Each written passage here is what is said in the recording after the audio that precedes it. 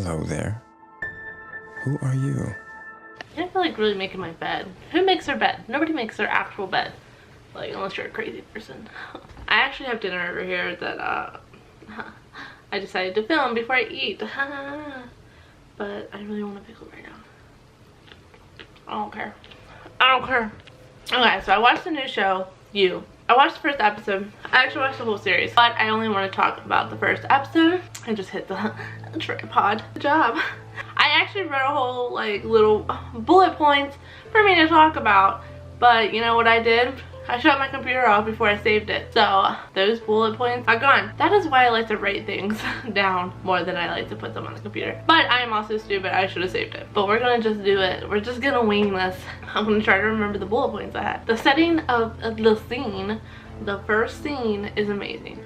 I love it. I might be biased because I love books, so I'm pretty excited that it starts off with a bookstore and that Joe is at the bookstore manager, which is really cool. I love it. You know, their first interaction is actually pretty cute. I mean, it's like the perfect intro to a romance or a rom-com. I mean, it starts off very, very cute. His narrative is where it starts to get like really creepy because the way he talks about her or to her, because the way he's talking, it's like he's talking to her, kind of. I don't know. But it's really creepy the way he like talks about her, because he talks about her as if he already knows her. And I'm like, dude, you just met her. Like, he like looks out the window and like looks at her. It's really creepy. Okay, so I get the whole looking up her name, and you know, we all do it. We all look up, we Google everybody. Like when we meet a person we like, you Google them. You gotta check up on what they're doing. Not what they're doing, but like you gotta fill them out a little bit, but to an extent. You do not go and like look up their address. I know you can find like anybody's address, which is fucking scary, but don't do it. Like, you don't go to their house and stalk them. That's not okay. Okay? You do not follow them around the bar when they're out with their friends. You do not do that. That's not okay. Stop it right now. Which is what makes this the creepiest thing about the show, is that people actually do this. People actually go to this level of stalkery where they find their address, go to their apartment or house and watch them. What?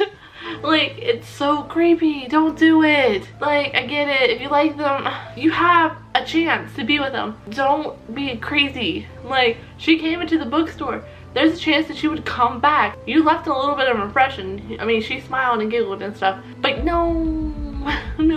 Okay, but so I want to touch base on, like, Joe does seem like this really great guy. Like, behind the, like, if you ignore the stalkery, he's a pretty nice guy when you know. In his mind, he's not. He's super fucking judgmental. Like, shut the fuck up.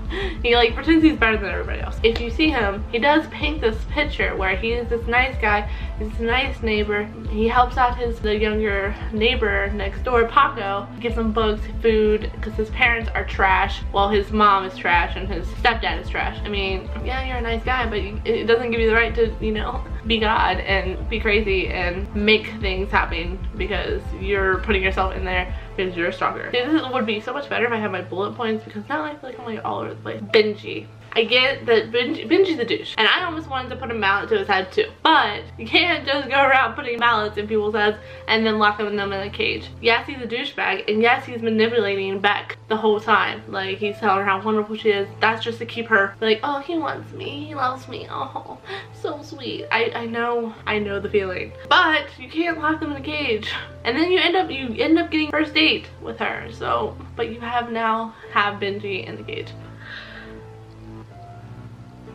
It did keep me wanting to watch, so I did keep watching. I binged the whole thing, but I just wanted to give my thoughts for everybody. Like, well, Joe's hot. He can stalk me anytime. No, no, it's not okay. People like that are dangerous. I'd probably miss something and it's gonna piss me off because I didn't have my bullet points. But yeah, Beck has like terrible friends. Editing this video from the future. Hello. But I did forget something. Can't believe I completely forgot all about this part. So like the only good thing about this show so far is that he saved her life. He was stalking her, so he ended up being in the right place at the right time. And he saved her from getting hit by a train. But he steals her phone. But before he stole her phone, he went into her apartment and broke into the, knowing she had a busy day, he like called the gas company, pretended there was a gas leak, and then got into her apartment and pretended to be her boyfriend. He goes snooping around her apartment, steals her panties. Disgusting. And then he her laptop and then critiques her about not having a password safe. Bitch, she's not expecting someone to break into her computer, break into her apartment and then open her computer. Like, that's not something she should even be worrying about. And then he does the same thing with her phone that he steals, that she's not expecting him to steal her phone. Joe, you're a dick. Thank you guys for watching. I hope you enjoyed it. If you did, give it a big thumbs up. Don't forget to subscribe. And if you didn't like it, give it a dislike. I'm not judging. I mean, if you don't like it, you don't like it.